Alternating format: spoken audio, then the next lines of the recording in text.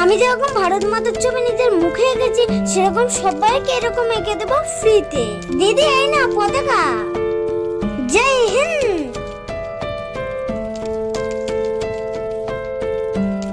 ওই তো একটা দিদি আছে, ওই দিদিকে একটা পতাকা দিই। দিদি দাঁড়াও। দিদি এই না দেশের পতাকা।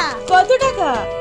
দিদি কোনো টাকা লাগবে না, ভারত মাতাকে কেউ টাকা দিয়ে বিক্রি করে না। হ্যাঁ, দেশের গর্ব দেশের সম্মান, ঠিক আছে। আচ্ছা দিদি তুমি মুখে পতাকা আঁকবে, কোনো টাকা লাগবে না।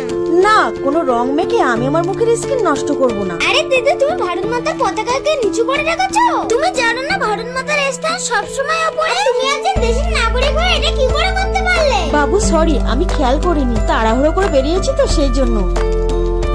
জয় হিন্দ। হ্যাঁ, ভারত মাতার স্থান কখনোই নিচে নয়, সব সময় উপরে।